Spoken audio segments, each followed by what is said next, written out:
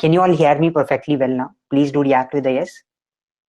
Okay, awesome. So basically, Atharv, I just had asked all of you to just type in a statement what all you remember about Git. Okay. So most of you say that you remember that it's a version control system. Great.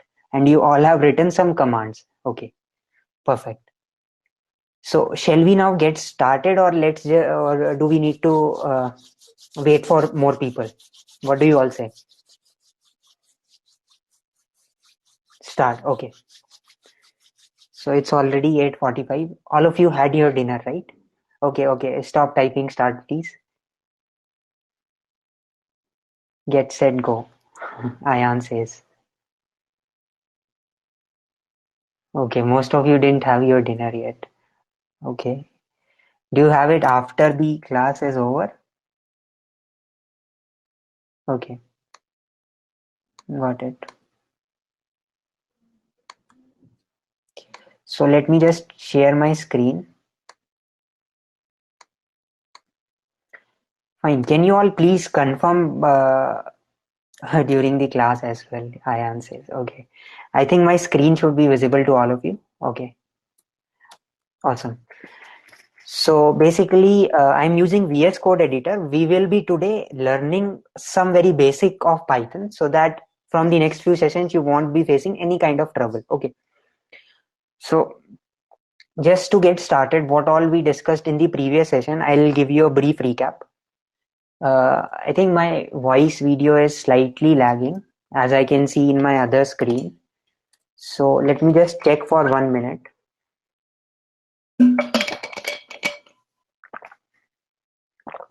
No, it's fine. It's fine. Okay. Still, let me just check for a moment so that there is no issues at the runtime. Okay. I'll just have all my backup connections ready. Just give me 1 moment.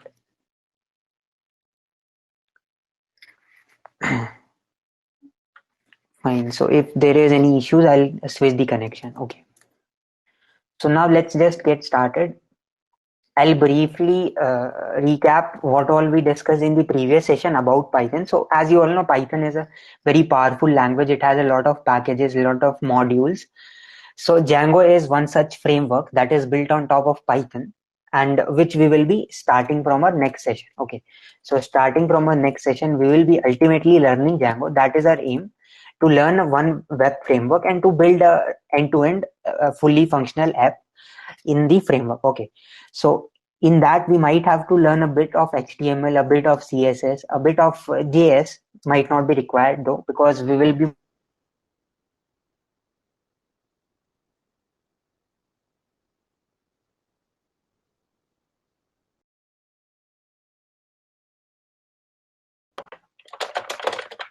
give me a minute. Yeah.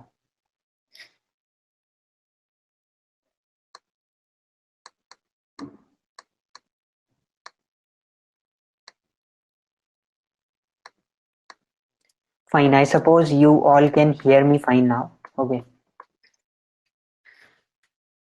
Still, let me just check. No, no, no.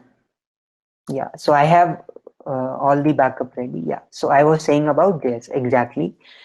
So we might not require too much of JS because we are doing all our stuff on Python mostly. So some kind of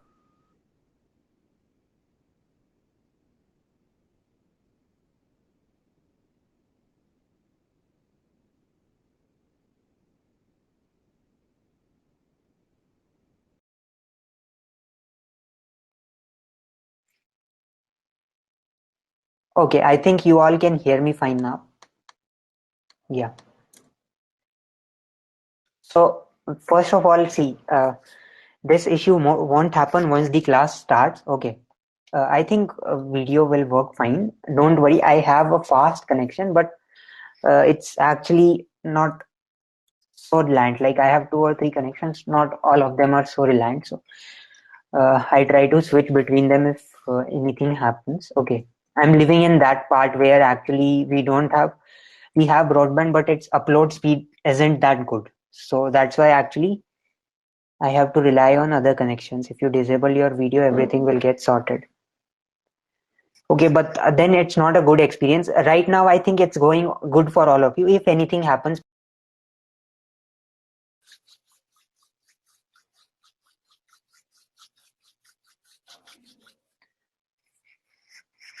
fine, just one moment. Okay. So I was just saying that we might need a little bit of HTML, CSS that we will learn on the go. Okay, from the next week, we will be starting with all this Django and HTML, CSS.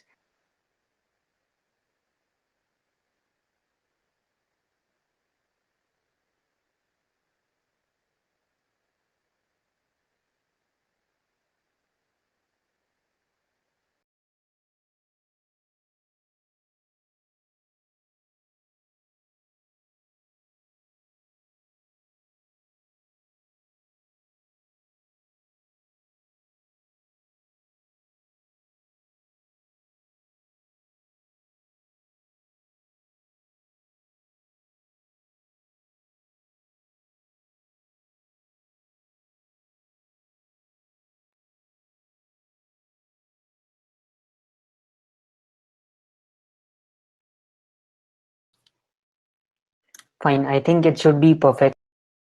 Please do let me know. Okay, so till now what I was saying is we will be interacting with database in the application that we will be creating. Okay, so now before that we need to know a little bit of Python because ultimately Django is built on top of Python. So today's session is just going to be about some very basic things that we will be using in the next sessions altogether. So does that make sense till this point? Anyone has any questions till this point?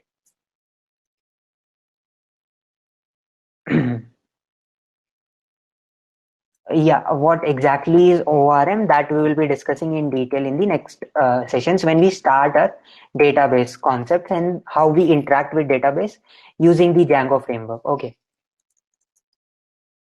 So basically it will allow us to relate our classes or objects that we will be having to the database actually. So do not worry if all of this doesn't make sense. Not exactly, Yogeshwar. So we'll study about it in the next week. Okay. So now everything in Python actually is an object. Okay. So let's say we start with very basic. So in the previous session, we just had initialized some variables. So let's say I create a is equal to 3, b is equal to 4. And let's say I just try to print. So that's how print statement in Python looks like. It's very simple. Print a. And then maybe I'll try to print type of a. So there is a method type that will allow us to print the type of a given object. Okay. So see that type takes the object as the parameter and it returns the type of that object. So let's say type print of a. Now what I'm going to do is I'm just going to run this. So I have the terminal set up on the right side so that it will be easier. I do not have to switch back and forth. That's why I'm using this VS Code. Okay. You need not type the commands with me. Okay. So you can just write down small things on a piece of paper. Class you are able to try all these things on yourself. Okay. Does that make sense?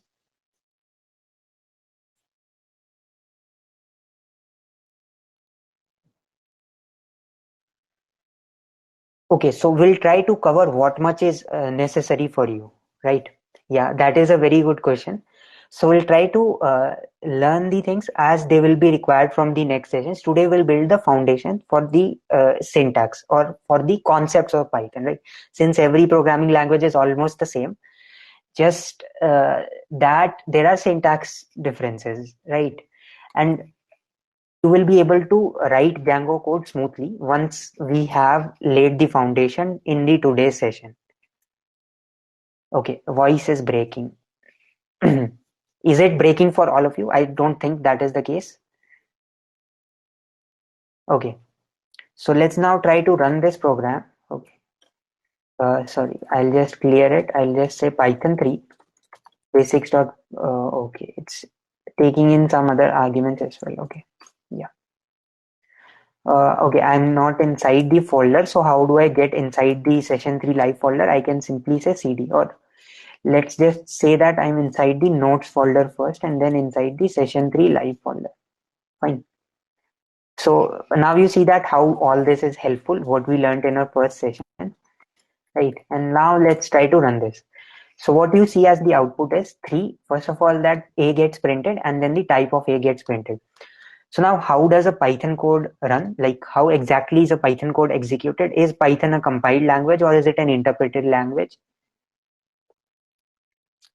And everyone, react with yes if it is interpreted, react with no if it is compiled.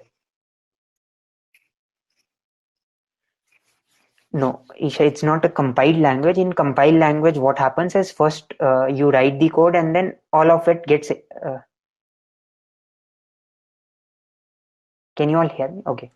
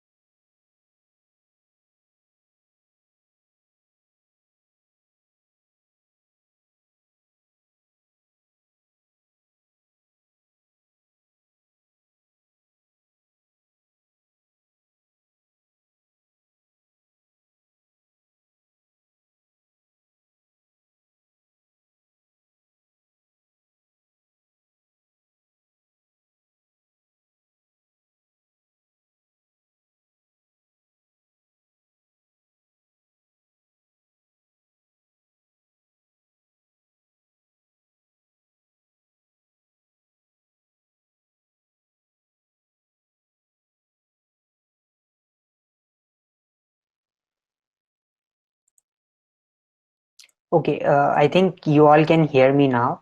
Fine.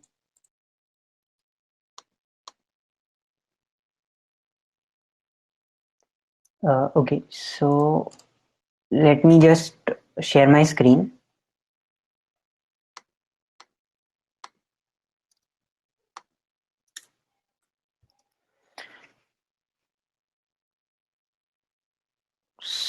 So please do ask your questions in the questions chat and I will take your questions after a given time. Okay. So as to not to interrupt the flow. Okay. This time we'll have slight different way. We'll take all your questions in one go. Okay. So let's just start from where we left. Fine. I think you all can hear me. So we just were saying whether it is compiled or interpreted, right?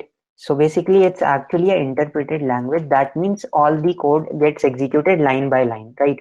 So whenever there is any error that comes in any of the line, your code execution will stop then and there itself, right?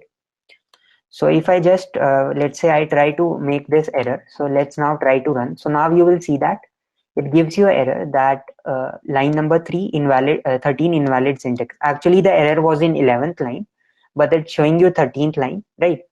So maybe let me try to do something like this, print x. Now you will see that in line number 11, it gives the error that x is not defined, right? So whenever there is an error comes, it will be shown then and there itself. Some of you, I think I can see my screen in my other window, so there might be a connection issues with your end. Please do refresh the page if anything is not loading for you. Okay, fine. So now I think you all get the idea that here everything gets executed line by line, and whenever, or this should be clear in one more moment. So let's say I just try to print hello over here, and now let's try to run this. So if I just run this now, you will see that the hello got printed and then it showed you the error. So unlike C++ where you first run and then you get all the errors in one go, here and you could see the output hello, and then the line number 11 got executed. You can see that x is not defined, right? Does that make sense to all of you? Yeah, it won't be showing all the errors. So let's say I try to print type of y here, then it won't show me the type of y as the error. It's just giving me one error, right? So only the last or the first error would be shown to you, right? So are these two things clear till this point? How do we initialize variables? Since it's a dynamically typed language, you do not have to specify the type of any variable. So for example, here a and b are integers. You need not specify their type to be integers. Okay, so once you just print the types of these variables, let's say I print the type of a. So in that case, you will be able to see that it is integer. You do not specify it, it would be visible. Anirudh, I will pick that question. So all of you, I'll pick your questions in one go. Do not worry. So I might not be answering the questions right away because that interrupts the flow sometimes. So basically, let's do this way. Let's just listen to the concept for some time, for 10-15 minutes. Then let's open the floor for questions for 2-3 minutes. Likewise, let's continue our session. So do not uh, wait for the response to be like received right away. I will take a look at the questions in just one go. Okay. So I hope that will be much better for all of you. Please do react with a yes if that's fine. Okay. So till now we have learned two things. It's an interpreted language and it's dynamically typed. All of you are with me till this point. Anybody who is not able to understand? Okay. So now actually Python is used in a lot of scenarios. It's actually used in, as we will be learning in web dev, it's used mostly in the Django framework. There are two different frameworks, Django and Flask, but it's actually Django is actually more popular today nowadays. Okay, and then the fourth thing, it's actually also used in the data science and machine learning, right? You must have been hearing about data science and machine learning a lot. So actually, Python is the most common language that's used over there. So that's why learning Python will never be something that you will regret, right? Because it's a really powerful language. It's also used in scripting and web automation, right? So I hope till this point things are making sense. I'll now briefly recollect some of the things we discussed. Let's say that I want to store the sum of two variables. Then I can say c is equal to a plus b.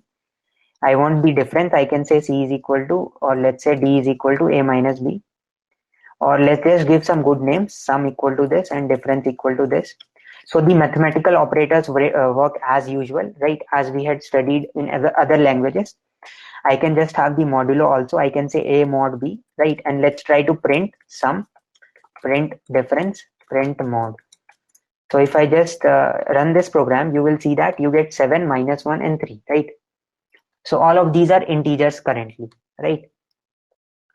Now, one thing happens that is different than other languages when you want to divide. So now there are two types of division in Python. One is the integer division, right? So in this case, what happens if we write // so then we get 3 divided by 4 and then we will take the integer value of that. So can everyone type the division value? React with yes if it's going to be an integer, react with no if it's going to be a decimal. Okay, so all of you say that it's going to be an integer. You see that 3 by 4 is floor division. So I generally prefer to say divide 2 times as by. So it's actually 3 by 4. That means it's actually 0. So it's actually floor division, right? Okay. Like your integer division works in C++, Java, or any other language. So I'll just briefly tell what I said is there are two types of divisions in Python.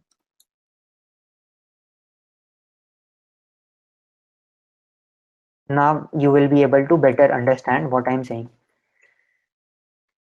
And one request from my side to all of you that do not try to also type the commands along with me.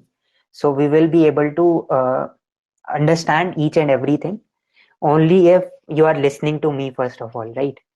So just don't try to also type, you can just keep a note in your pen and paper, just on to type on PC. That might become little difficult to understand. So now let's try to run this. You can see that one of your outputs is 0, other of your outputs is 0.75. So this slash 2 times actually works like normal slash in any other language, right? So it works like the normal slash, that is the integer division in other languages. And in Python, actually, this slash actually works like float division. So the resulting value will be a decimal value, right? I hope it makes sense to all of you. So after this, we will not be going into any maths today. So this is the only time we are having some small maths. Okay.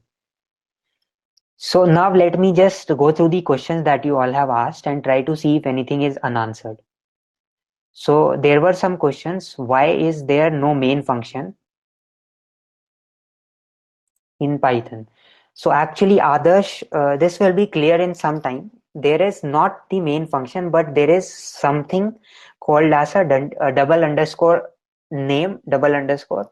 That's a variable that we will come to in a short while. Okay.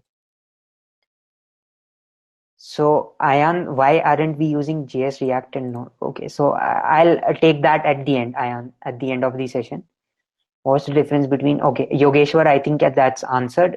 What is indentation error, Anirudh? It should be clear. Indentation, I don't know exactly what exactly it is. So I'll just mark it. Yes, Yogeshwar, it should be answered in some time. Do not worry. Will divide twice. No, it won't divide twice. It's actually going to be integer division, right? So when we say 3 divided by 5, let me just open the Python 3 shell. If I say like this, let's say if I say 12 by divide 4, if I say 12 divide 5, so you see that it's actually the integer division, right? This 2 slashes in integer division, 1 slash is normal division. Okay. Yes, Anirudh, that should be clear. What exactly is indentation error? So when we will be using loops and conditionals. Okay. So I'll mark it at answer for now. Why can't we initialize without assigning a value? Ayan, I did not get that exactly. Why can't we initialize without assigning a value? So can we say that A is just a variable and print A? Okay. Yogeshwar is saying, how do we declare a variable? So we can simply say the variable name and then equal to some value, right? So in case of lists, when we will be dealing with arrays, I can simply create an empty array, right?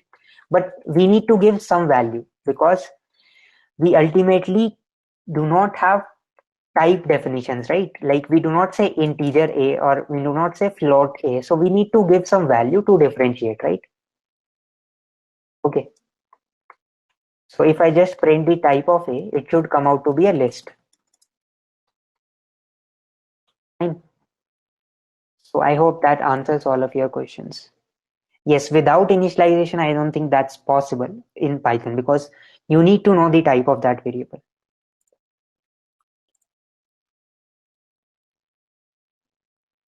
Yes, that's not possible exactly. So anybody else has any questions? Now I will just stop taking the questions for a while. Okay, I'll just stop taking the questions. Ankan, it reads the code from top to bottom. It starts from the first line of your code and then goes all the way till the bottom, right?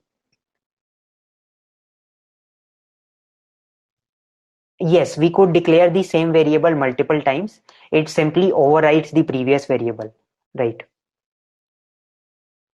So I'll just do one thing, see, you all understand that we cannot take all the doubts in one go. So please have some patience. I'll take up everything that we need to understand, right? So let's just stop questions for a moment and let's just listen from here. Okay.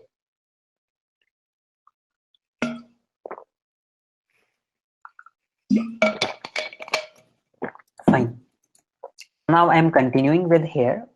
We also discussed something about f string. So till now, mostly what we are doing is we are doing a brief recap, I think. So now we have to start with something new. So let's just see how can we basically have the loops or conditionals. So I gave you a brief idea how we can have some conditionals, right? But still, let me repeat that part. So what we have is we just have a if uh, keyword, then we give some condition. So let's say that if some variable var, let's initialize this variable with 10. If var is greater than 5, now in other languages what you have something like this. Then you give some blocks in the curly braces. But in Python, what can you do is you can give a colon. Now if you press enter, you see that the next line will start from 2 spaces or 4 spaces automatically. I have set my configuration to 2 spaces. If it's 4 spaces in your editor, it will start from 4 spaces, right? So now once you give something, let's say that print var greater than 5, okay. Then once you press enter, it will keep on prompting you to enter something into this block, right? Until you press a backspace, right? Now what you have done is you are out of this block scope. Now you can start either the else block or you can have something else. Like if you just want a normal if, let's say outside if, and let's just try to run this. So now you can see that we print where is greater than 5 and then we go outside the if. So does that make sense? We can also have else, then again we have to press else and then we have to go to another block and let's say print var is less than 5. So let's make var as, let's say something like 1. So now if we run, we will get it's less than 5 and outside if. Okay. So I hope conditionals are making sense. Similarly, we have if else if. So there you just have to say elif and then you have else. So it's very much similar. So let's say that elif var is less than 5. So let's make var as 5 in this case. And now let's try to run this. So you see that var equals to 5, right? So now conditional should be very much clear to you. It's very simple thing. Once you know one language, only the syntax differs slightly. Rest everything is the same, right? Okay, so now we will continue from here. What we will discuss about is we will discuss about something else, right? We are coming to loops in a while, but we have few more things. So let's just discuss how can we take input from the user, right? So let's say that we want input from the user. So I can just say the indentation should be visible to you, Yogeshwar. It's not to be tracked something like it's visible to you by naked eyes, right? You can see that this block is inside this. That's why Python is so neat, easy to understand. Unlike other languages, it's very easy to read. So let's say that we take a variable n as input from the user. So if I now just try to print n, let's just take something as input. Let's run this. So it is asking us some value. Let's give some string. Let's say that I give the name. Okay. So now it simply printed that to us. Now let's say if I want to give 2 integers, so then what can I do? So let's say I give 5, it will print me 5, but let's also try to print the type of n. Okay. So now what you can see is it's waiting for the input. Let's give you 7. So now it says that 7 is actually a string, but is 7 a string? No. So 7 is not a string, right? So what we have to do, we have to actually convert it. So either what we can do is right after taking the input, we can convert it to integer. So the typecasting happens something like this. You give the final desired type. So like in this case, it's int of x. It will convert x to int. X will not get converted. Actually, what will happen is whatever will be the result, y will be an integer of x, right? So that means y is actually converted from x to an integer. So let me give you another example to make this clear. So let's say that I store this input in some string. Okay. And then I say that n is equal to int of s. Now let me just try to print both these things. Print s comma type of s and print n comma type of n.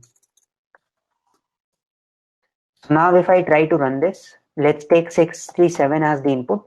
So you see that S is 67 and type of S is string. N is 67, type of N is int, right?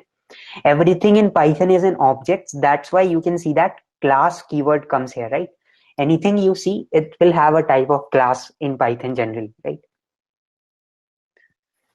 Okay. So I'll just pause here for a minute. If you have any questions around these two things, please do ask. So I'll pause for a minute, take up any questions and then proceed.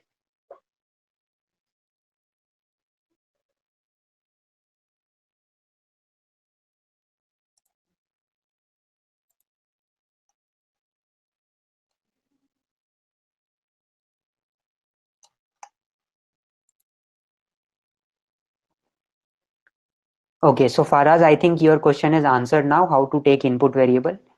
Is S is equal to input the only way of taking a string as an input? Right, Mahip. The input keyword is only that something you have to use. If let's say you want to give some prompt, then you can say please enter the input. So in that case, what happens? You also will get a prompt. So please enter the input, right? Let's say 5. If we don't want to give anything, so let's just keep it empty.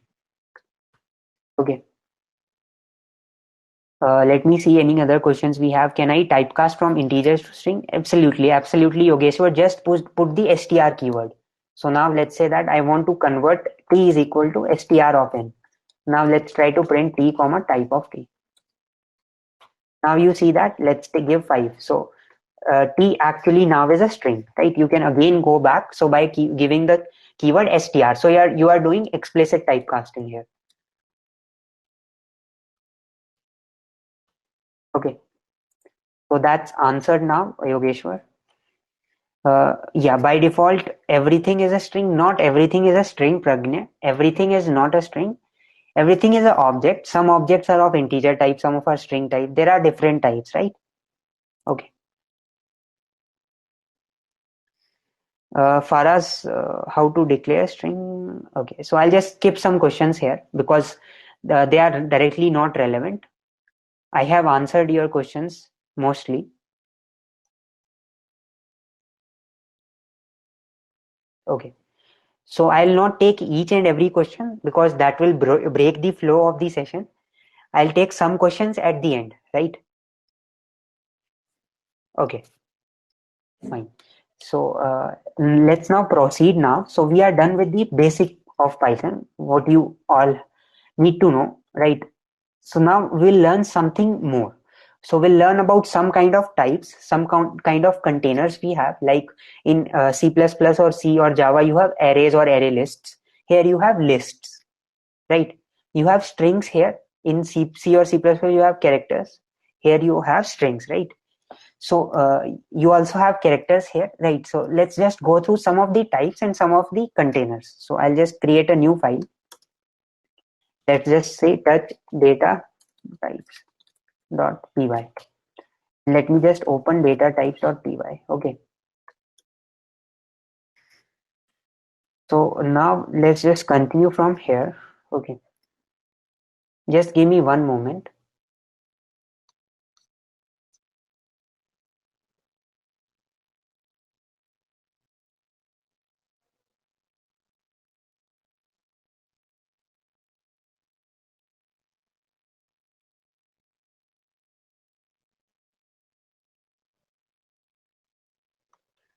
So I'm just checking what all I actually. Yeah. So just give me one moment. Okay.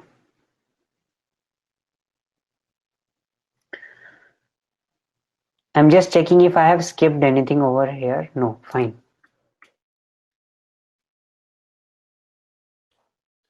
So there are types like number. Number can be integer, float, or complex, right? There are generally these three basic types over here for the numbers. Then we have characters. So let's say that I make a character and let's try to print the type of A. And let's try to make a string. I should not be use the str keyword. Let's say that name is equal to, let's take maybe somebody. Let's take Tananch again. So he's the first person who has the last question or the last comment in the chat. Okay. Do you see that A is actually a string? So now how actually we have characters? Do we have characters here? So I'll just print one more thing. Let's just try to print ORD of A and print CHR of 97. And let's just try to print the type of CHR of 97.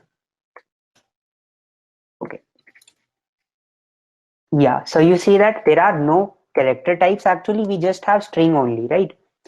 So what I did, no magic I did, ORD actually converts your given character to its ASCII value, right? Small a is 97. CHR actually takes you back from the ASCII to the uh, character. And once we are trying to print the type of this CHR, this character, it's actually a string only, right? So we could have strings in any format. We could have them in double quotes, in single quotes, right? But make sure you stick to only one notation, right? Okay. So if that makes sense, that's very simple. So we have numbers, we have strings, and we also have Boolean type. So let me just give you, let's say A is equal to true, and let's try to print the type of A. Now you will encounter a syntactical error here. Why? Because true is small t is not the case here. In other languages you have small t, here you have capital T, right? So now you see that it's actually a Boolean type. So this ORD is nothing but it converts the character to the ASCII value, and CHR actually converts the ASCII value to the character. These are basically functions. CHR and ORD are methods or functions. Okay, so I hope that makes sense now. Fine. So we can concatenate strings, right? So let me just give you an example where we concatenate two strings. Let's say hi is equal to hello is one string, bye is equal to goodbye is another string. So I can just say that hi plus equal to bye, and let's now try to print hi. What will be the output here, all of you? Will there be any space between the characters? No, right? It will just get concatenated directly. So that's how you can concatenate the strings using the plus equal operator. So that's very simple. Now one more thing I'll try to see do in front of you is basically, let's say we want to print something multiple times. So in Python it's very simple. We can just say the string multiplied by that many times. So now it will get printed 3 times, right? Yes, absolutely, Yogeshwar. Okay, cool. So now there are too many methods you can explore. As and when we use them, we will just try to tell them to you, right? You can also convert to uppercase. So let's just say you want to convert hi to the uppercase. So I can just say hi dot upper. If you want to find the index of a particular character, so then you can say h dot hi dot find. Let's say you want to find the first index of L. You can simply say dot find L. It will give you the first index, that is 2.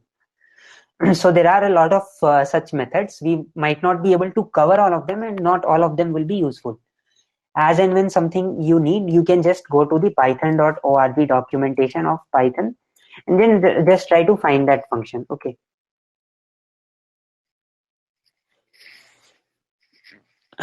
Okay. Please make sure to have your questions in the questions tab, all of you. So it might be the case I might answer some of the questions later because they are not directly related, right? So please try to ask your questions only in the questions tab, because some of the questions might not be related directly. So let me just take up Ankan's question. He's saying, can we print two strings with an integer values in between? Okay, so what exactly you are trying to say? We can use f strings, right? We can just use f strings, which we discussed. I can say hello, and then let's say I want to print the variable a, and I just give you a is equal to 2, and then let's try to print this string hi. Okay, so now if I just try to run this, so you will see that hello to hello goodbye, right? First this hello prints, then the a value with a space, and then with a space the high variable, right? So this f strings is actually very powerful.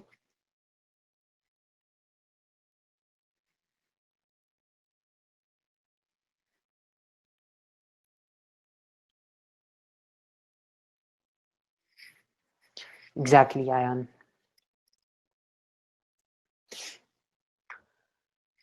So I think we should proceed now. We know the basic data types now. Now we need to come to something that's little more advanced, right? So what I'm going to do is I'm straightforwardly moving to the lists, and then from lists we will learn loops, and then we will learn some other advanced concepts. Finally, we will be able to cover briefly what all you will be using in your upcoming sessions, right? So what I'm going to create a new file now. Now we will learn about some more advanced data types like lists or dictionaries in Python, right? So let me create a new file, Python 3. Let's say lists.py. Uh, okay. What it's saying me is can't open file. Okay, I actually want to create it, so I need to say touch list.py. Now let's just try to open this. Okay, wait. Let me open this session 3 live. Wait. Just give me one moment. I think I had created some file before the session, so I'll just open the current file. Uh, open it from here, right? So let's just first of all try to create an empty list. Let's say A is an empty list, and then let's try to see how can we insert elements into this list. So a list in Python is like a dynamic array. So I hope most of you have studied about dynamic arrays by now. So you can simply change the size by just giving the function, let's say a dot append 6, and then if I try to print a, it will give me that it has a variable 6, right? Let's try to run Python 3 list.py. Okay.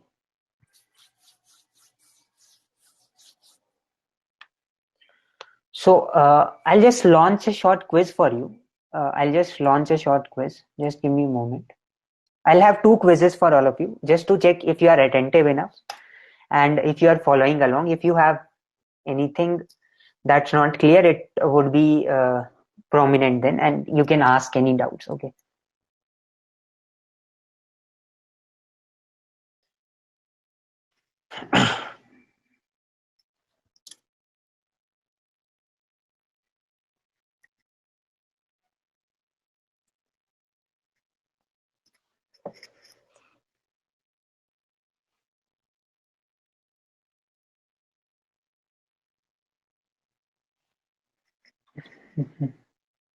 Fine. So this was simple. This was actually simple. You just have to give the len function, just like the other functions that we had discussed. So if I just go back to the data types, what I could do is, like the type function is there, like the chr ord functions are there. I can just say that print the length of. Okay, it will just print the length. The other methods that were there, they actually do not work. Uh, because this len function is a general function that will work for lists as well as it will work for strings or any other type as such. So if I just try to print the length of a, then again you will be seeing that it will give you 1 as your output. Here the length of this high was actually 12 because this contains all these characters, hello, goodbye. Okay, so now let's try to see the same thing for the list. Now we can see that it prints you the length is 1, right? So I hope it makes sense. I'll just launch one more quiz.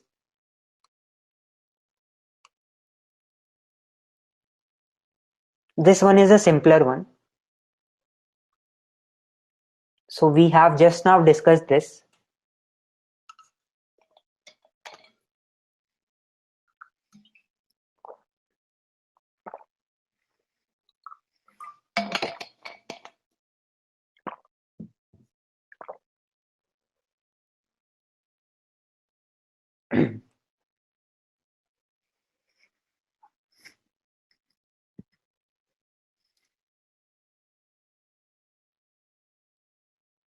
Tanan says that's just the syntax of जो है सो है.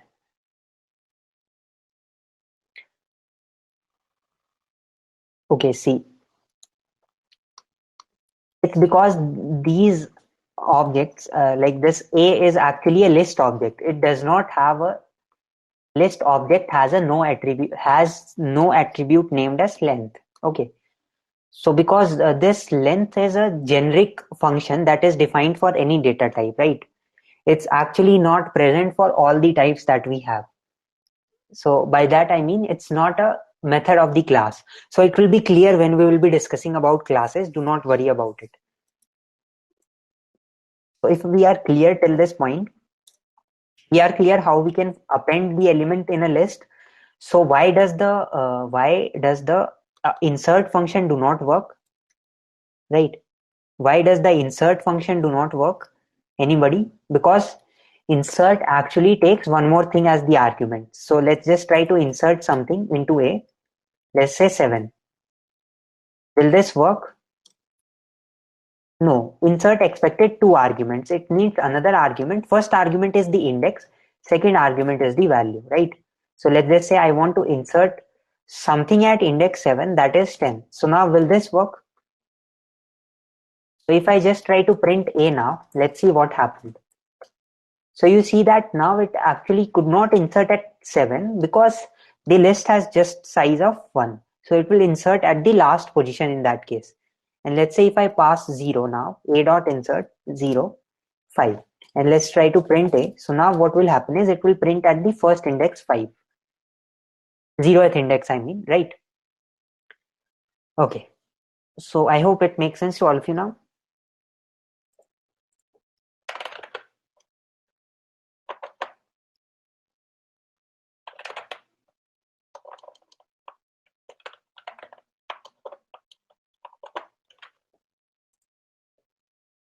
Awesome, awesome. Shreya says, yes, it's clear. Okay.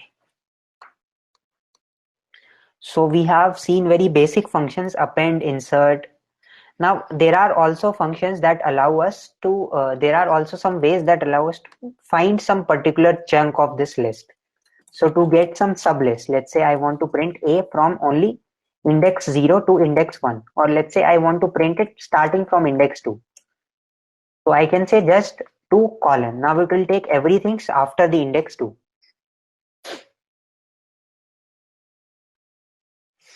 So now you see that we get only 10 as our answer. Also we can index from the end. So Python has a cool feature that allows us to index from the end. So I can just say print A of -1. It will give us the value as 10, right? So we can also have negative indexing that starts from the end of the array in Python, right? So isn't that very good? Okay, fine. So Pragne, you can. So what I will do is for that, I'll just create another list. Let's say I create another list. L2 is equal to 579. And let's just try to say A dot extends A dot extend L2. So now let's try to print A. So now you see that A has 5, 6, 10 also. That was earlier the case. 6, 10 and 5 got inserted, and now it also has 5, 7, 9. So we can use the extend method, right? Inside append we might not be able to do. Okay, we are able to, but then what will happen? It will create a list, right? Inside list, a list inside a list. So it will become kind of a nested list, right? Okay. So can you please explain line number 17, Atharv? It's just trying to extract the elements starting from index 2. Let's say I want to print the elements of this A from index 0 or from index 2 to index 5. I want this subarray. So I can do like this, and now if I run, it will give me only this subarray, or let me just remove this append and use the extend keyword. So now you can see that we get 5, 6, 10, then we get 5, 7, 9. That was L2. And now if I just try to print from index 2 to 5, I will get only these 3 values, right?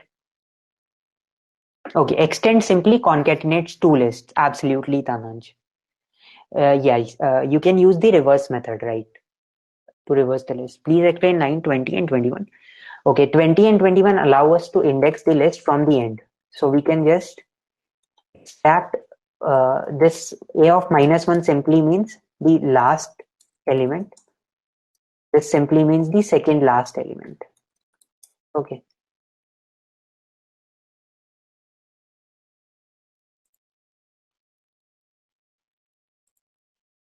fine. So I'll just see if anything is left. Okay, so let's now concentrate from here.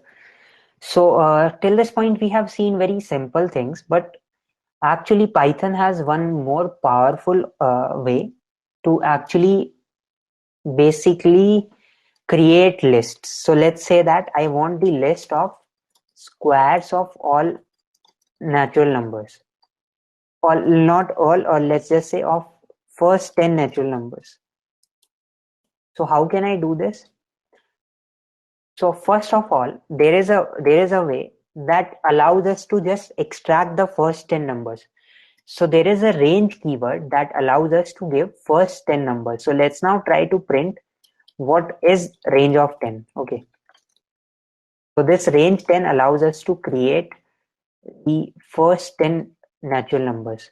Now you see that it gives us a range object. Okay. It does not give us the values, it gives us the range object. So now how do we get the numbers? So for that, what I have to do, I just have to convert this to a list, right? It's similar to how I was converting the type of integer to string or string to integer. You can just give the type list outside the range, right? Does that make sense to all of you? How you got the numbers from 0 to 9? It starts from 0, range of 10, it starts from 0 and goes till end -1, that is 10 -1. The last number is not included. So if we want the first 10 natural numbers, what I have to say is I have to say range of 1 till 11, right? And let's try to print this. So it starts from 1 and goes all the way till 10. I'll just convert it to a list. So you see that we got the first 10 natural numbers, right? If 2 to 8, you just give 2 and 9 in this, right? Yes, we mentioned the start point exactly. And we can also mention the steps. Let's say we want to go in steps of 2. We want only the odd numbers. In that case, we can mention a step increment of 2 as the third argument, right?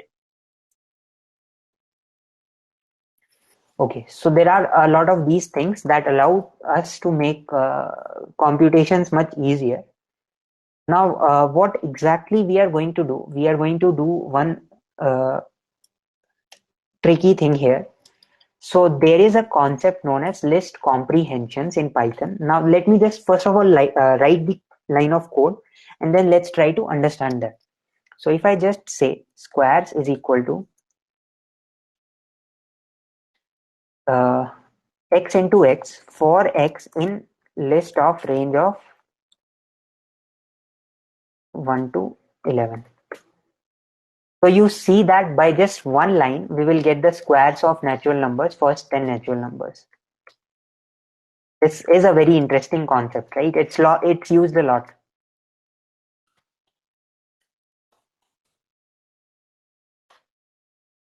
So you see that we get the squares of all the first 10 natural numbers, right? Just by one line of code. So how many of you are seeing this for the first time? Please do react with a yes if you are seeing this concept for the first time.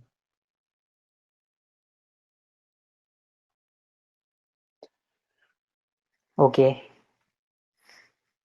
So I'll just repeat it again. What happens here? I did not explain it. Let me explain it now. We are saying just iterate over every number x in the list. So how many numbers are there in the list from 1 to 10? And then take the square of x for each element. So before going to this, let's do one thing. Let's first try to write down a loop. For loop to do the same thing.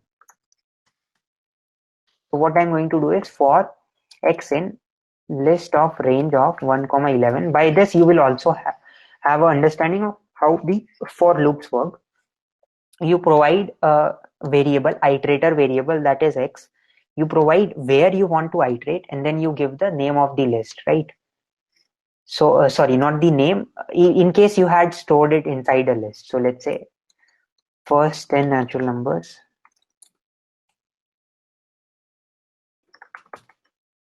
So then I can just pass in here, and then I can simply print x, right? So that's how a for loop would look like.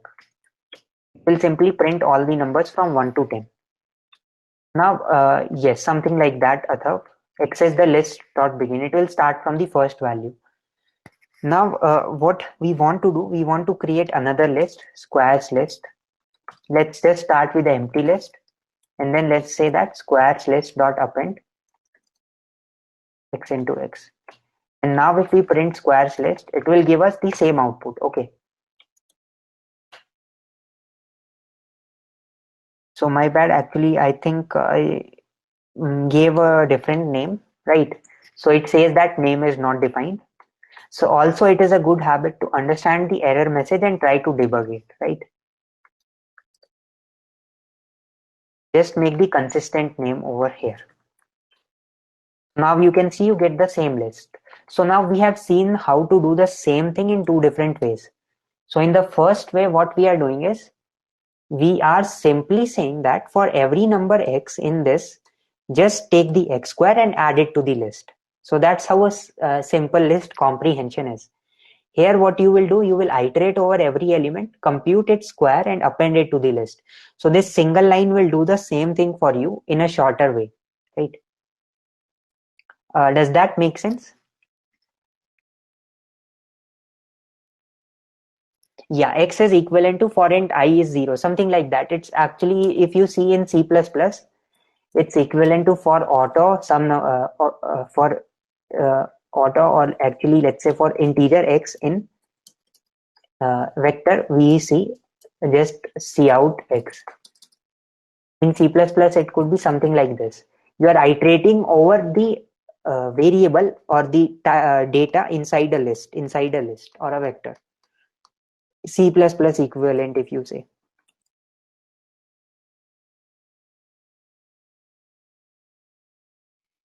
Yes, no overflow issues actually, Athav, because in Python the data types, the number data type actually can store large numbers as well, right? So you don't have to worry about that.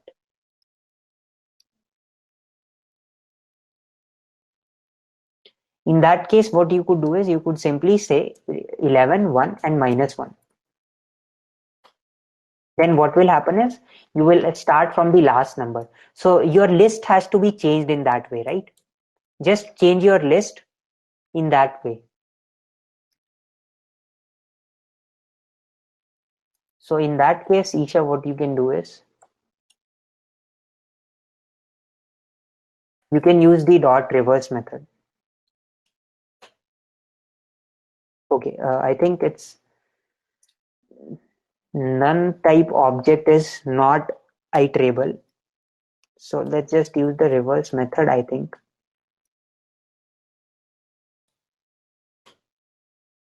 Okay, it's not like this only.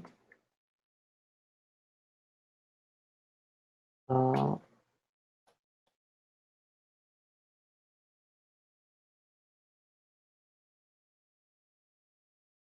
if I just try to print this, okay, if I just try to print this, then it would give me a list, or it won't give me a list. It gives me a none. Okay. So this dot reverse actually reverses in place. It reverses in the same array. So I cannot iterate over this.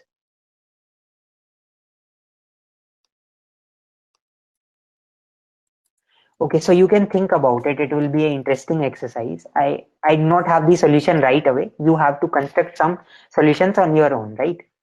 So till this point, what we have discussed, all of you, is we have discussed how do we, what all types we have, right? How to work with strings. And then we have discussed how to work with lists and how to write down the for loops and one interesting trick, that is the list comprehension, right? So I'll give you one more example of a list comprehension. So let's say that we have a string. If we say that we have a string and we want to just print the vowels inside the string. So let's say we have a string. Let's take somebody's name. Let's say that I wanted to take a large enough name. So I'll just taking this. Now what I want to print only the vowels.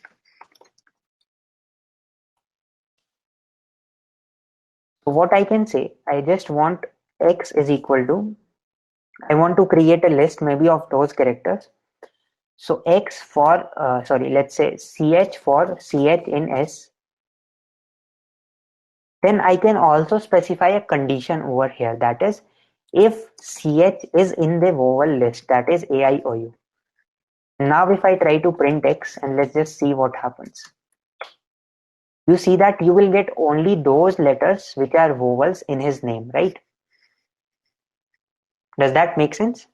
So we can also filter in the comprehensions very easily by providing a condition. So first of all is the iterator variable, then on what we need to iterate, and then the condition. Condition is optional. So I know this might be a little tricky right now. Yogeshwar, it's just string as a char is treated as string. You are saying in a different way. You should think first of all what you are trying to say.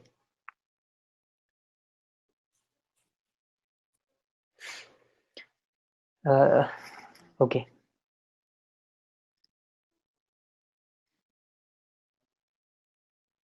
Yeah, this is a string. So we will be checking if this character is present inside this string, right? This in keyword just allows us to check whether an element is present in a list or not. So let's just, sorry, let's just give me one moment. Yes, Manish, the list comprehension. Let's just try to print whether the character, let's say that G is present in S. Okay. So now it will return a true because G is present in S, right? So this in keyword just allows to check if a particular character is present in a string or not, or if a element is present in a container, right? It could be an integer we are checking in a list. Okay. So I hope this makes sense to all of you. Anirudh says line number 55 again.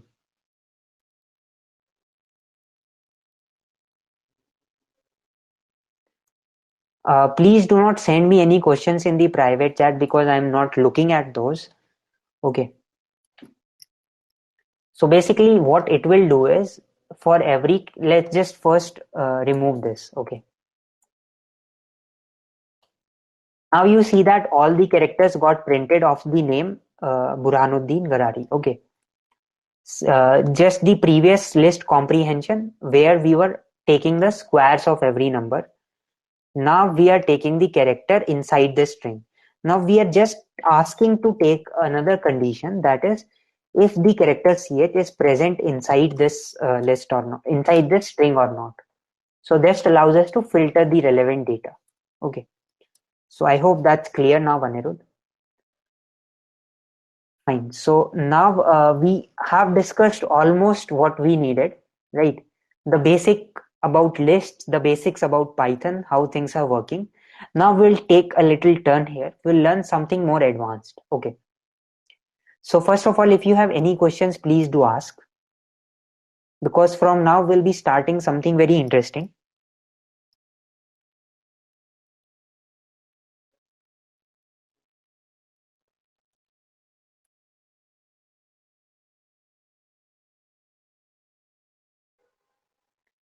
For line 58, the output is true, Athav. Okay. So let me just first of all launch a very simple quiz, a few quizzes, and then we'll start with something else. Okay,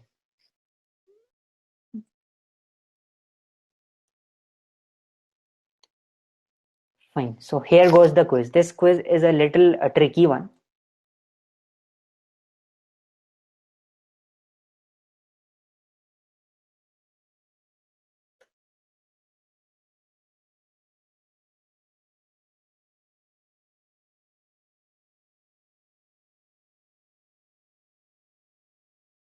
All of you, please do answer. We only have a few people, handful of people who have answered the quiz.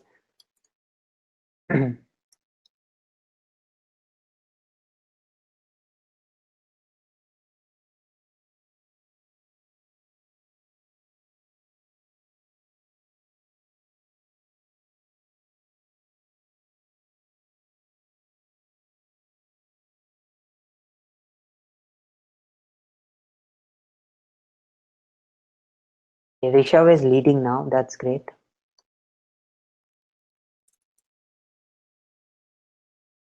Now see, let's just try to run this code.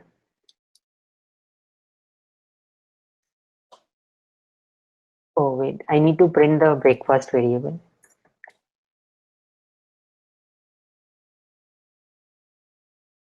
So isn't this amazing that we did not append to the list L1, but still it got appended. Sorry, we appended to the list L1, but not to the list breakfast, but it got appended to the list breakfast also, right? So how many of you got it right? Can you all react with a yes, those who got it right? Okay. There are a couple of students who got it correct.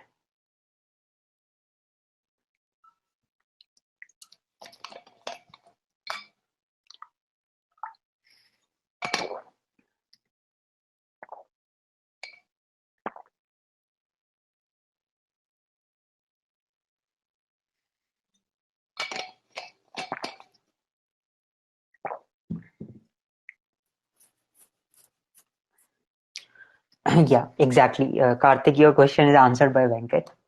So see, here what is happening is when we create the list, let's me call this list as B, this list as L1. Let's say B dot extend, just to make it easy to pronounce. I don't have to say the large characters again and again.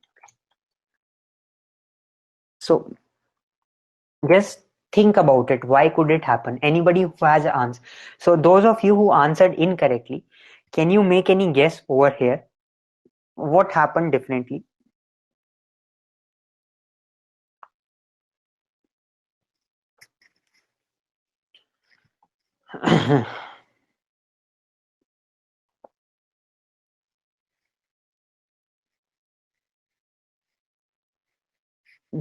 Only Nitin has given the answer. Anybody else wants to give it a try?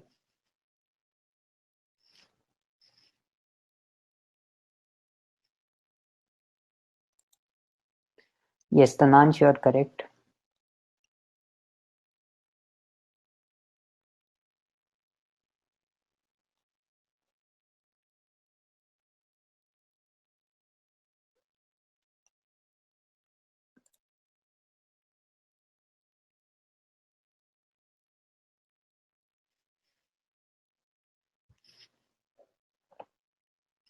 Okay.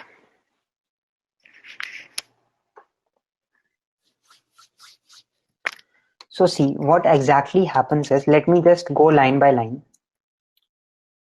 So here the list L1 gets created, which has the value X. Okay. Here the list L2 gets created, which has the value. It has just one variable inside. Now, when we do B equals L1, what exactly happens deep inside is we get the value B, but it actually is pointing to L1 only, right? B is actually storing a reference to L1. That means whenever we will say B dot something, that will also change L1. Or whenever we will say L1 dot do something, that will also change B. So B and L1, although there are two variables, they are just same memory. That's it. So now if I say L1 dot append use, what will happen is B will become eggs and juice. Okay. And L1 will also become the same, right? Because both of them are pointing to L1 only indirectly, right? And then we say B dot extend L2. In that case, what happens? Whatever are the contents of L2, they get copied to B. So now B will become eggs and juice and toast. Okay. So now I hope it makes sense. that when you equate two lists, actually they do not get copied deep inside, right? They do not get copied like into a separate variable.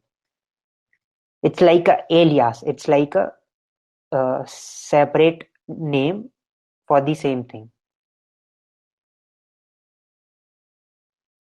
Mm-mm-mm. Let's print L1 as well.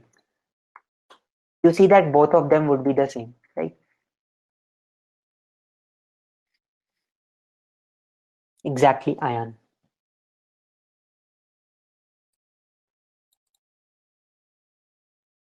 It will change L1 also, right? Okay. Yes, Vinay Kumar has a good question. How do we overcome this? Any suggestions? Anyone? How can we overcome this? Because we are using the extend keyword, Karthik. If we use the append keyword, then the second list will come inside the first list. Okay. Just try it out. Everybody, please try the things yourself. Just do not blindly ask questions also, because the most you will get out of the session is you will just learn some concepts. The syntax you will not learn from here, that you will learn when you will implement things yourself. Okay. We cannot cover everything. We are just touching on some basic concepts where you might get stuck or where you might not be able to understand yourself. Okay.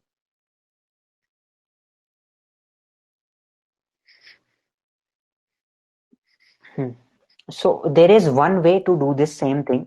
So do you all remember that we just discussed the list comprehension? What that allows us to do, so let me just say b is equal to x for x in L1. So what it will do is for every variable in L1, it will append it to b, right? So now b started from empty list and all these variables got appended, right? Yeah, we could append manually or using list comprehension. So this is one way to solve this issue. So now you see that both of them would be different. Okay. Does that make sense to all of you now? Yes, you could use the copy keyword, but let's try that as an exercise. All of you, please try to use the copy keyword as an exercise. Okay. So now there are a lot of things that we might not be able to cover, right? So all of you, please try to keep exploring things. Let's just discuss some new concepts now. Okay. A few more concepts that we will be using in the upcoming sessions. Yes. Yes, Athav, exactly. Okay.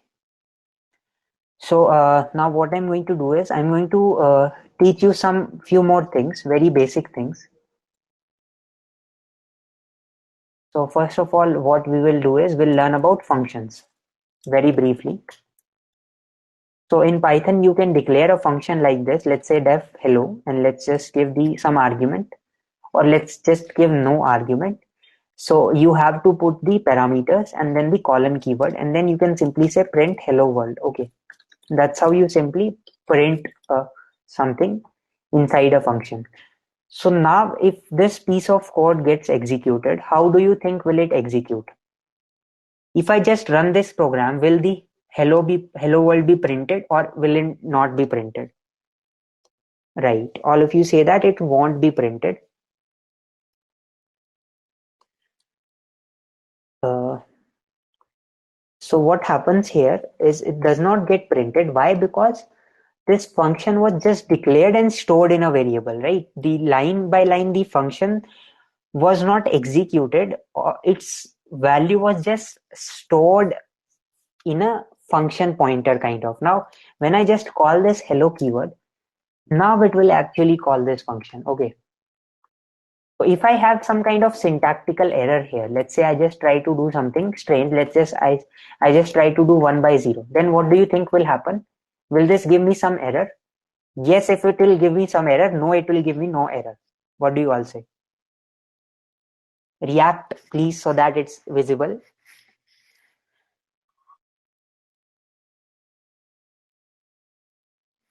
Most of you say that it's going to give an error. Let's just try to run. It does not give any error because all these lines inside this do not get executed. They are just read and stored inside this hello keyword. Now, this function, when we call, then only these inside lines get executed. Okay. So now you will see that division by zero error has occurred. Okay. So now you know how to define a function, how to call a function. Now just one more thing. So let's just say I call this function hello and I see what it prints. So what I'm doing is I'm using another print outside it. So now if I run this, how many print statements would be there? What do you all think? One or two?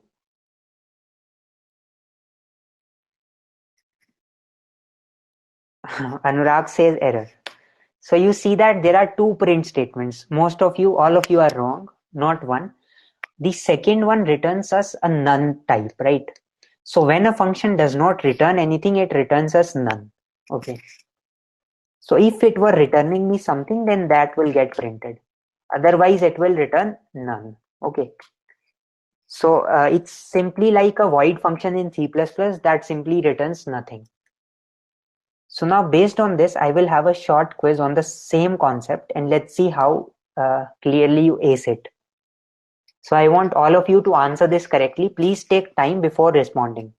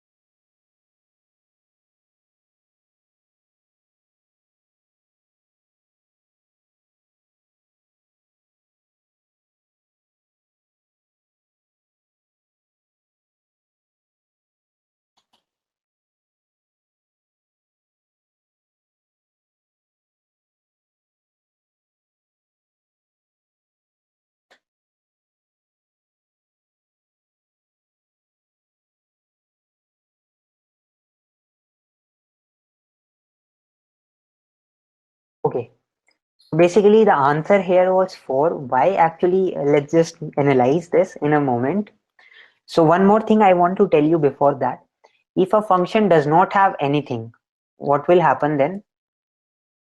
If a function does not have anything, what will happen? It will give me an error. That is this indentation error.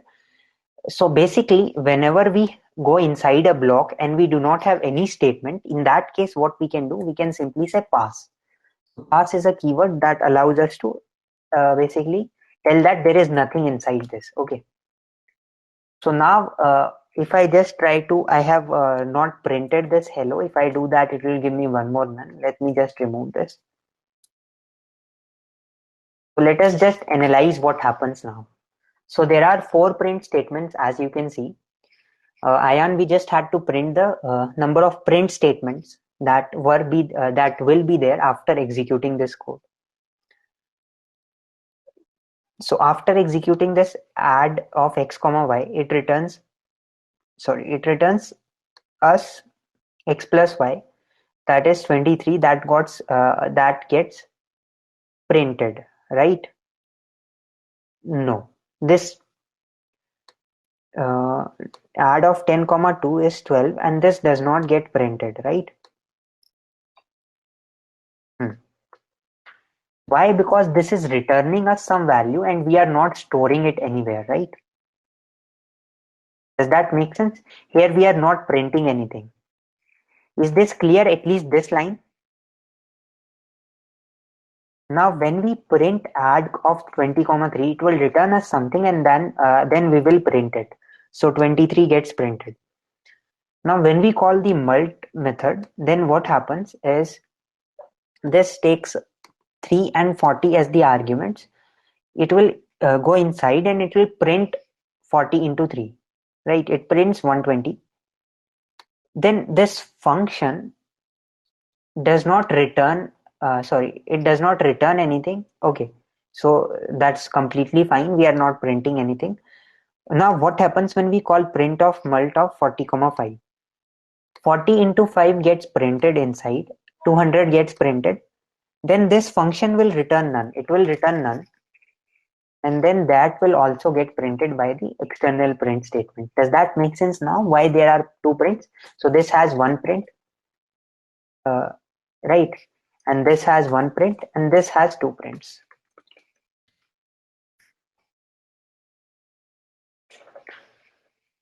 Why didn't we get none in line number 18? Right, because we are not printing it. If we were printing it, Athav, then we would have got it. Okay.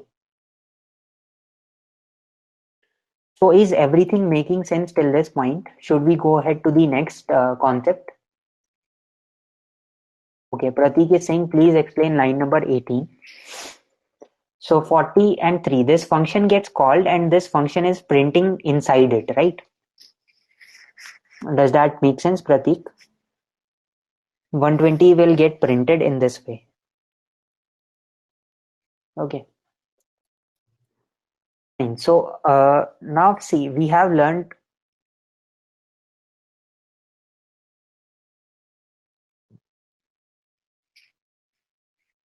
Okay, Pratik is saying, but add of 10 comma 2 will not get printed. Yes, it does not get printed because it will return some value and we are not printing that, right? We are not printing that. Just understand this very carefully. Try to think about it yourself once. Okay.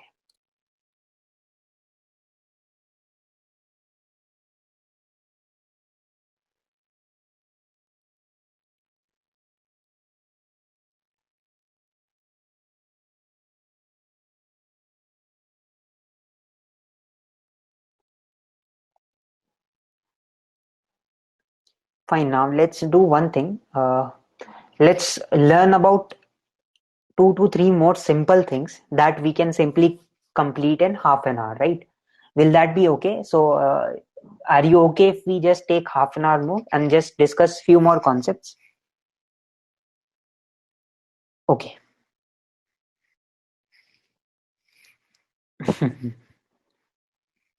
So the majority wins here.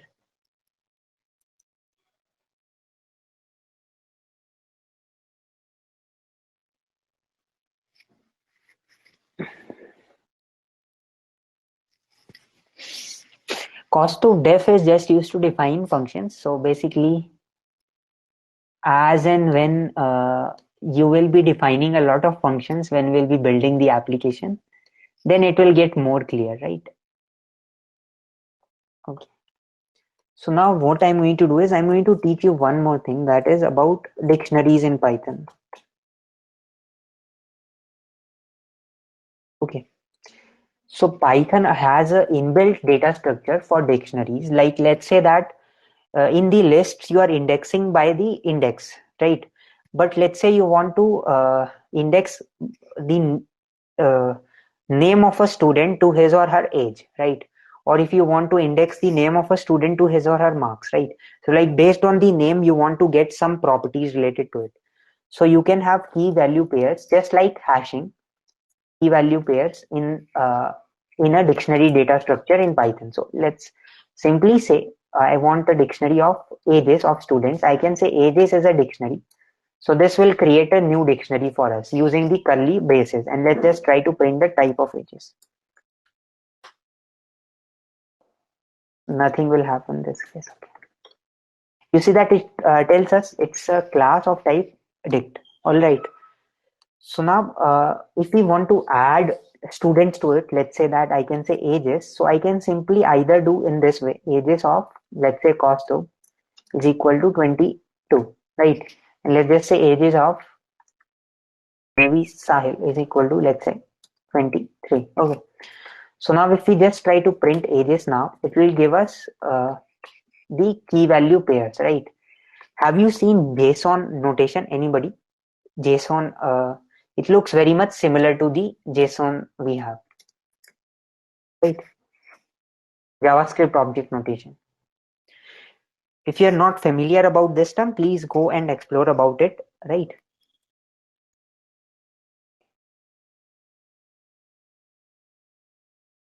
So now if I want the name of age of a particular student, I can simply pass in the key inside this, right? So this is the key and this is the value, right? So we have these key and value pairs. So very simply we can construct this dictionary and access the values, right? Okay, so this seems to be very simple, straightforward data structure. Now we can iterate over the keys. So let's just say we want to iterate over the keys. So first I can try to print all the keys. Let's just have one more person. Let's just say ages of Adarsh is equal to 21. So now if I just say print ages dot keys, so keys is a method associated with this dictionary object that simply gives us the dict underscore keys. Okay. If I want to iterate over this, I can say for key in ages dot keys, print key. Make sure you do not miss the colon, otherwise you will not get inside the indentation block. Now you can see that the keys are printed. Similarly, you can iterate in the values. So for val in ages dot values, print val. Okay. Now we will get the values. Okay. So you can also directly say that for key comma value in ages. In that case, you will iterate over both the things. You can simply say print key comma val.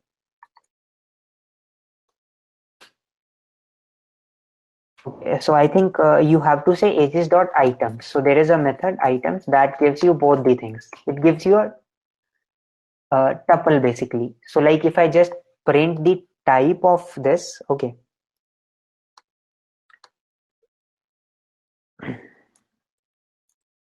Let's just say for X in this.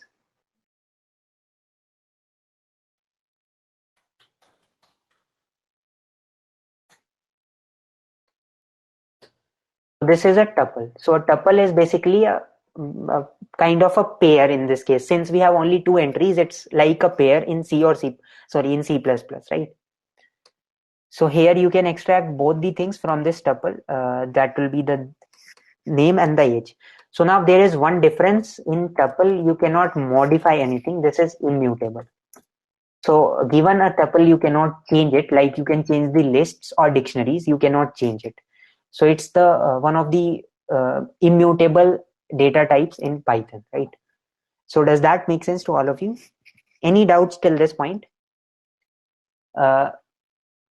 Athab is unordered or ordered. Which thing are you asking about, Athab? So tuple is basically a like collection of values, but it is in that case where we do not want to modify something, right? If I just print a, it will print me a tuple. That is 1, 2. Like we have points. A 3D point will only be characterized by 3 values, right? We will not be able to extend the fourth dimension point into it, right? So a tuple has fixed set of fields. You can consider it like a row in a table. A row in a table, it will have a fixed entry for every column, right?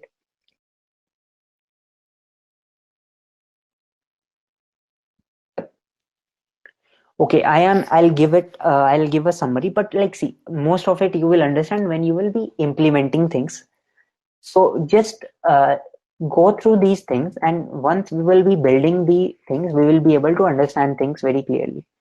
Mahit, that's a totally unrelated question. Why? Because see, dict is a dictionary. Tuple is actually like a list. Tuple is like a list.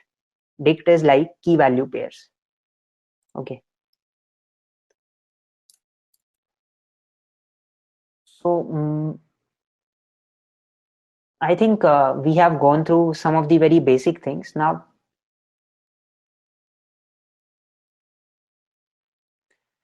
we will just stop in a while. Like if you are feeling a little tired, we'll just stop in a while. Yeah, so Anurag, there are two ways to declare dictionary. One of the ways is to start like this, or so you can say ages is equal to new dict, or just a dict keyword. Okay, yeah, or you can simply initialize it, like you can say as is equal to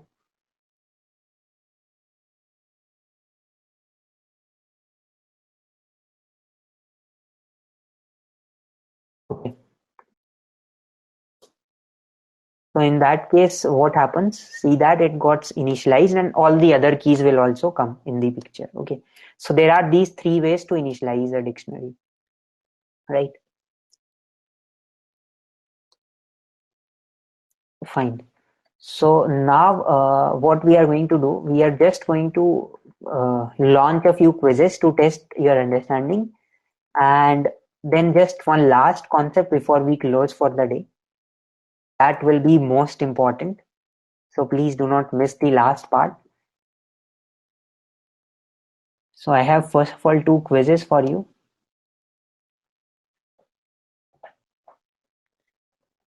So this is actually a nested dictionary. Just we can access first key, and then inside the first key we have again a dictionary. So we can again use the square braces to get the second key's value. Okay.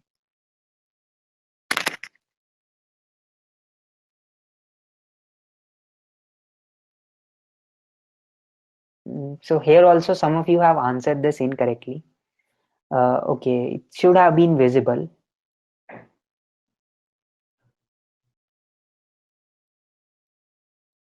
Let me launch the second quiz, and I think you all should be able to see this one.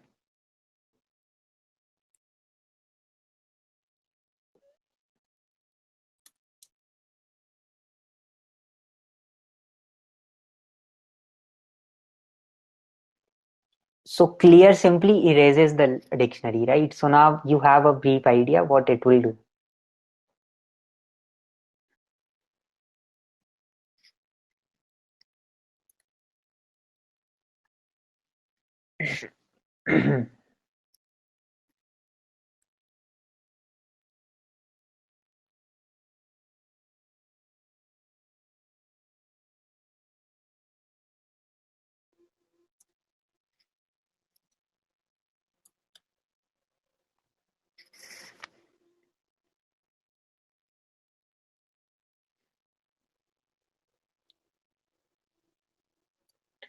Okay, so I think that was very simple. Now, before closing the session, we'll discuss one major thing that will be so much helpful from the next sessions. So first we'll discuss how do we import a module. So what is a module and how do we import a module? So let's say we want to use the inbuilt GCD method of Python that Python already provides us. So that will be there in some Python file, right? So these Python files from where we try to import some functions into our current program, those are known as modules, right? So modules are the inbuilt codes, or basically it's any Python file that we are using in our current file. So that we are kind of importing, right? So let's say that we want to have a GCD function of two numbers, let's say 5, 10. If I just do this, it won't work, right? Why? Because we do not have this GCD method imported currently. Okay. So GCD is not defined. So to handle this, what we can say, from math import GCD. So now this GCD method would be defined for us. I can just try to print this as well. So that's how we can import a single function from a given library. I could say from math import star, that would import everything. I can just say import math. That would also import everything from the math package or math module. Okay, I think import math doesn't work. Is that the case? Okay, in that case, what I have to say? I have to say math.gcd, right? Because the entire package is loaded in that case. So a package is a collection of modules. So here you are importing the entire math package. Okay, exactly. So this is one way, and then we have other way was from math import GCD, and then you can simply say print GCD of 5 comma, let's say 10 comma, or let's say 12 comma 18. Okay, in that case it would work. And in Python you could have import statements anywhere in your code. They need not be at the top of your code. Okay, great. So we'll explore more on this when we will be using the Django library. And to install any particular module, you can use the pip keyword. So this pip is a Python installation manager, kind of like your sudo apt-get, something like that. You use the apt package manager, right? In your Linux machines, it's something like that. It allows you to install the Python packages. So I can just say that pip list, it will show me, okay, I think I have pip3. Yeah, it could be PIP or PIP3 depending on which Python version you are using. So I am currently having Python 3 and I will recommend you to use Python 3 only. Yes, so Sudarshan, those instructions we will give you beforehand. So we'll give you recorded videos to set up your environment, right? So we can say pip list, pip3 list, it will show me these packages are installed. We can say pip3, let's say I want to install Django. So I can simply say pip3 install Django. It will install the Django module for me, right? So let me just stop it for now. So that's how you installed any package or module, or I should say a library in that case. Fine. So now before we close, just one last thing that we will be learning is what is a class. So since we have said that everything is an object, so let's just understand what is a class. Okay. Let me just create a new file, save it by class this.py. So how many of you here are familiar with object-oriented programming paradigm? It seems like most of you have covered it in your colleges. Some of you have not done it. Okay, that's completely fine. So we'll discuss about it in depth. Today we'll just define what a class is and what is an object, right? So basically I will tell it to you in this way. Let's say that, so what actually happens is in today's languages like C++, Java, Python, uh, we generally use object-oriented programming because it allows us to read code easily. It allows us to reuse parts of our code. So basically the use cases are it allows us to read code easily and it allows us to make real world relationships in the code, and it allows us for reusability of a lot of code. Now how this happens will go over one by one as we will be building the application. So let's say you are using a scalar platform. So a scalar platform might be having some kind of entities for the users, for the students, for the instructors, right? It could have for the mentors, for the let's say your assignments, for your lessons, for your topics in the lessons, and you might have some entities for the let's say problems that are there in your assignments, right? So there could be relations here, like it could be one lesson has one topic, one lesson has multiple problems, one lesson has one assignment. uh, this user is a student, this user is an instructor, right? So there could be multiple such relationships. So it becomes easier to maintain these relationships into your code, to read your code. So when somebody is implementing something in this huge application, they would be able to relate it to what is happening, right? So the main idea of object oriented programming is so that you can relate everything through the objects, right? Through the classes and objects. And there are a lot of functionalities that this provides us. I'll just briefly list down. They are encapsulation, abstraction, inheritance, and polymorphism. So if these all four features are not clear to you right now, it will be clear uh, once we start building the things, right? So do not worry about this. Okay, let's just now say see very basic thing. How do we define a class? So let's say that I just want to define a person class. Okay,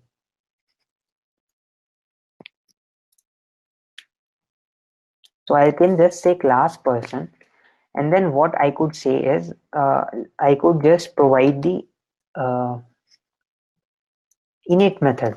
So now what this init method is, it is actually like a constructor. So like we have a person, or let's say we have a student. Now what all properties do student have? So the classes allows us to club together the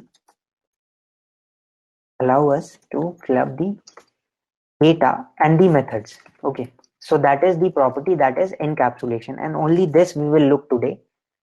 After this we will be able to at least understand how can we create these classes and their objects. Okay,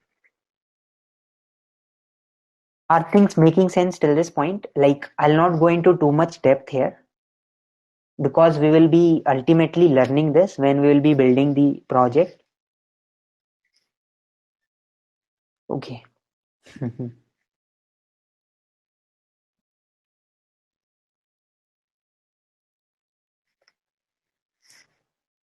So Ayan, our end goal for today's session is just to get familiar with almost all the basic things in Python, so that when we okay, for the Django sessions, our end goal is to build a end-to-end running application and deploy it on a server. So deploy it on some server like Heroku. So we'll try to deploy, have a running application. Now what that application is, we will tell it to you when we start building it, right? So there's no hurry in that.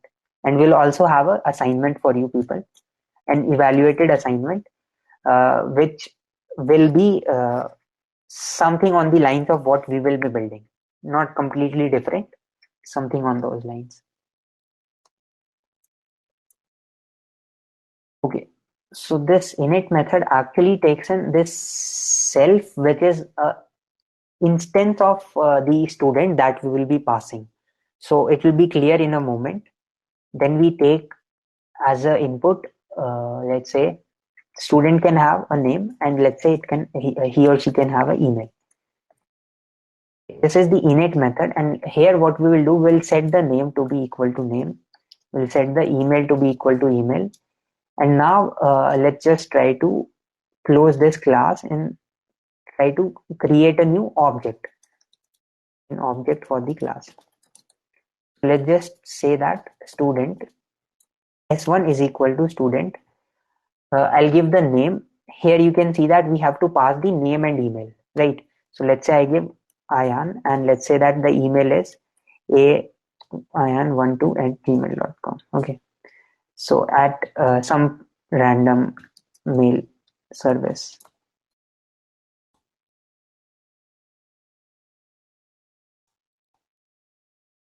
I'm not sure, Manish, about that. Let's say S2 is equal to student of what I can pass. Let's say Manish here, and let's give some random email.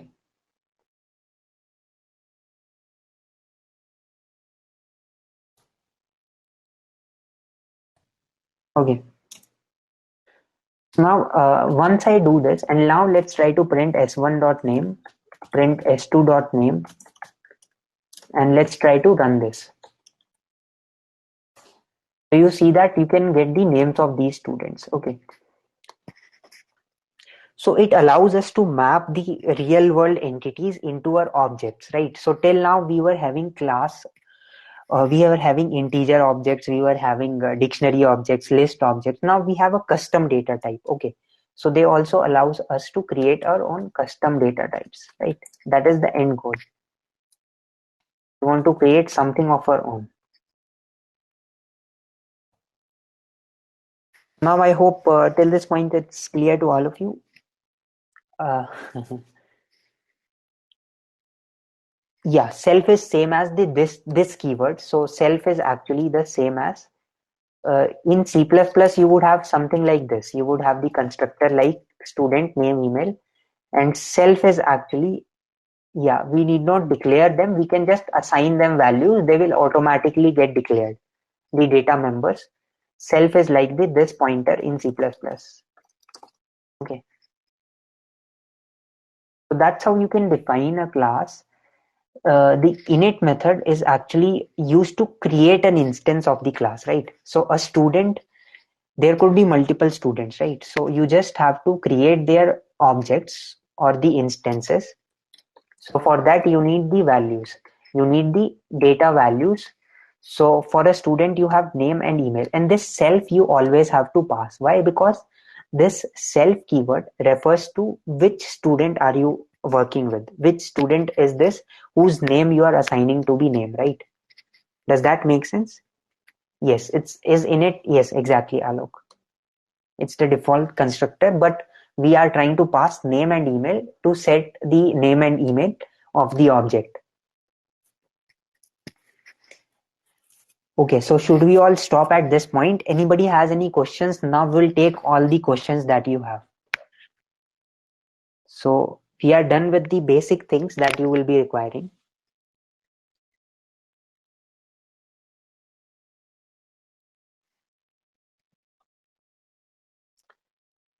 Let us take up all the questions that you have. I know this self keyword might be a little unclear to you. So we will be also going through all these things once we start the Django project, right? If you face any issues at any time, we will be dealing with it. So basically, Alok, you are able to access this name and age, but you cannot set this. So let's say I say s1.name is equal to Alok. Now it's not going to work. It's going to give us the same name. Actually, there is this property that allows us to secure our data. You cannot change it directly, right? This is the concept actually of abstraction. Not exactly abstraction, I would say it's part of encapsulation only, but let's not get into the terms now, right? Okay, Ayan will discuss about that in a lot more detail if that will be required, right? Okay, right now just focus on this thing. How do you create a class? It has some of its properties, and all these properties are public at the moment, right? At the moment, there is nothing private over here, right?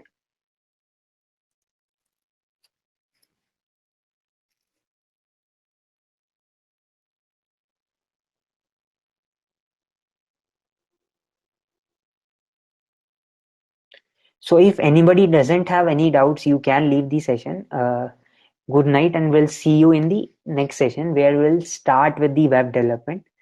So from the next session, we are going to deep dive into it. Okay, so I'll answer all the questions that are pending now. So I have answered the previous question. Let me take a look at the other questions. But first of all, anybody has doubts in this class declaration?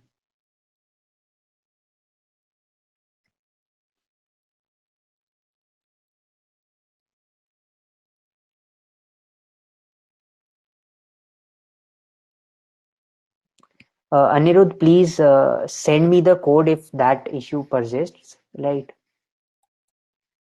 So make sure whenever you are typing a colon, after that,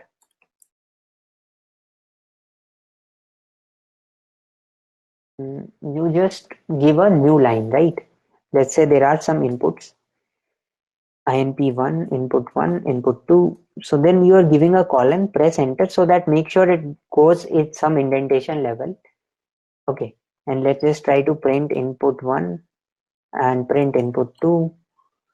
And then if we go backspace, so then it should get like we should get out of this block by pressing a backspace. Make sure your indentations are consistent. So if you send your code, it will be easier to understand, right?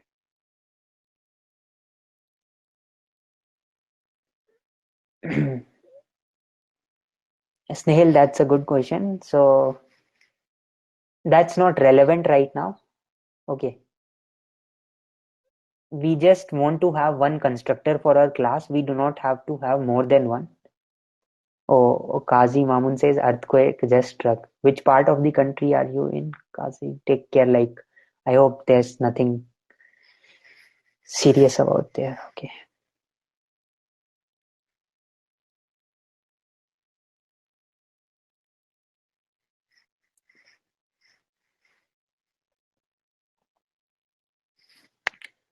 Fine. So let me just start the doubt session in case anybody doesn't have any queries right at the moment. Just give me one moment. I'll start the doubt session. Okay.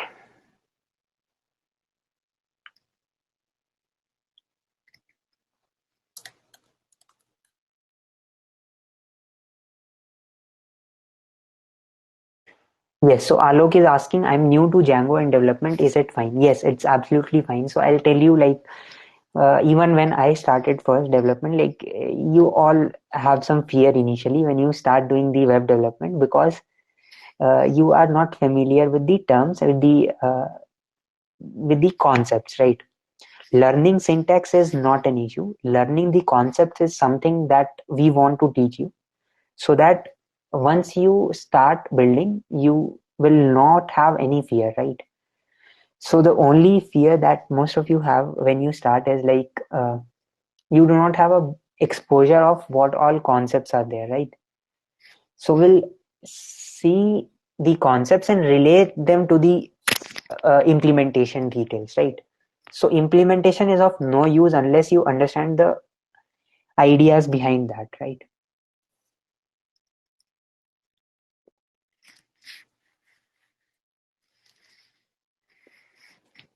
Okay, so let me take up the questions that were asked from the starting of the session. So Ayan was asking, why aren't we using JS, React, and Node? Uh, right, Ayan. So basically, what will happen is we'll be covering JS, but I think it will be there in your next set of modules, right? So currently, we want to start with Django because it's one of the simplest frameworks for you to get started, right? We should not start with something that's very much tricky. We should start with something that's easy to understand initially so that you get the concepts clear. Switching from one framework to other framework is not that difficult. How do we know the type of data? So for that we use the type function. How do we declare a global variable? Others, I did not get that question clearly. Yes, Anurag, that is definitely going to be used. Without that, there could not be a web page that will be built. How do we overcome this? Not sure. Vinay, I didn't get this. Since all databases are data types are objects, why didn't the dot operator work? Yogeshwar.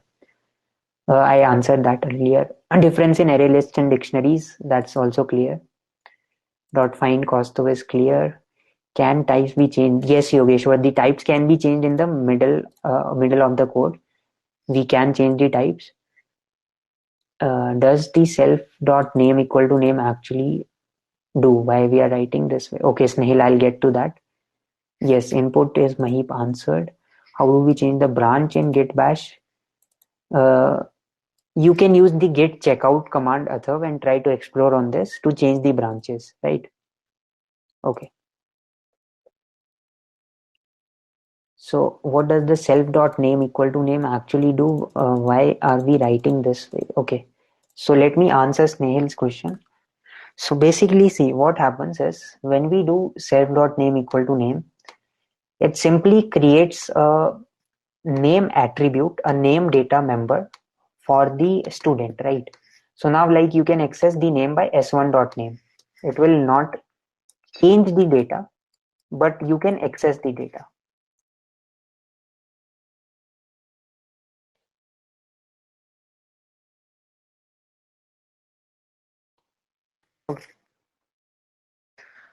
So this simply sets the name by the argument that we have passed here, right?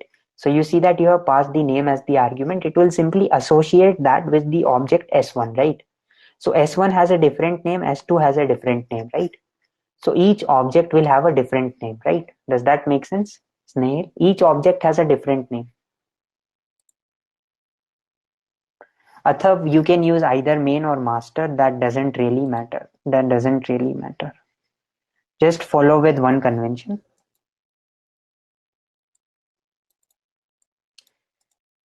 Yes, so Siddharth, I will share some extra reference material. Go through the Python documentation. Go through the references that we'll be sharing. and then you will be good to go. And just try all the things that we have discussed in the today's session. Try them yourself. Okay. Try to write some of your previous programs in your Python language. Okay.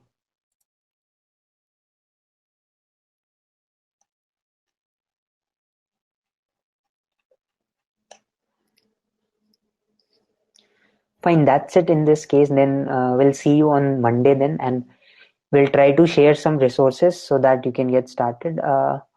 I would suggest using the VS Code editor or the PyCharm community edition. Alok. Athav, if it's saying access denied, please make sure that this hello.py file is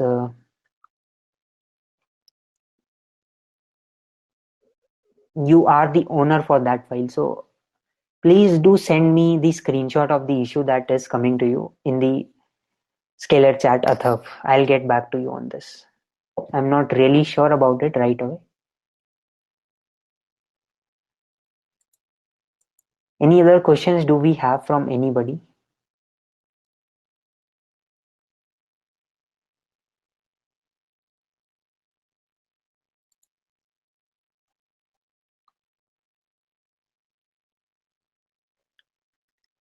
Alok, I'm not sure about that actually, whether you have a contest or not. Please do check in your Scalar chat groups once.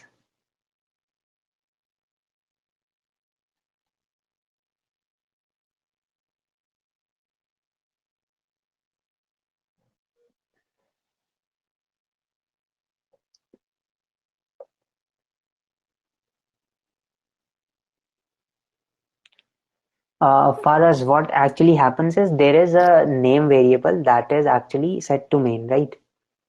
So if you do not understand this, do not worry. We will be covering this. Okay. You just try to complete this method. So basically what happens actually is whenever you have a file,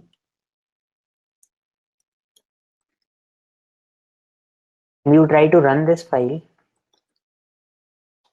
So if you just print the underscore underscore name underscore underscore variable, this is actually pronounced as the double underscore name. Okay. So it's in short form called as dunder name. Okay. If you just print this, it gives you underscore underscore main. So what actually happens is when you go to some other file, you try to import some file. Let's say I try to import the file2. I'll make a file2 and oh sorry, I need to create it. Now if I go inside file2.py, wait, sorry. Okay, let me open it from here. And if I just try to print it over here, oh sorry.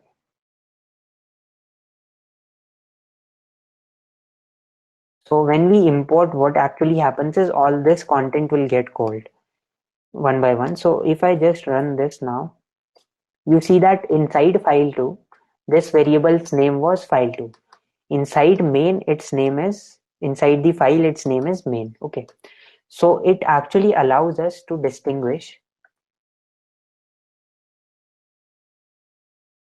between the caller file and the actually the called file. Okay.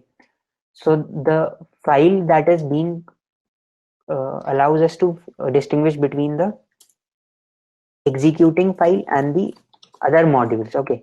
You can say it in this way for short understanding. So basically here it is going to be main because you are running file2. But if I run python3 file2.py, in that case it would print us main only, right? So it allows us to distinguish between something that we are importing and something that we are executing. So actually in the programs you see, you are given with this variable main set where you are checking if it is equal to main, then only you are calling some method. So you need not go into much detail. If it will be useful, we will be explaining it to you. in a more detail. Okay,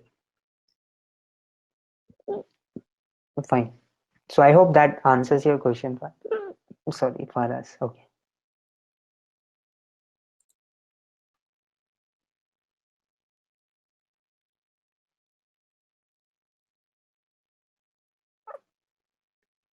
Fine, then I think that's it. I think all of you have got a decent idea of three things now: shell commands, Git, GitHub, and the basics of Python. At least a small little command. Like we cannot learn everything in one day, so we'll have to go step by step. Okay. So that's it from my side. Then I'll see you on Monday. Then all of you take care till then, and keep trying the things that we are discussing. Otherwise, you will forget them. Okay.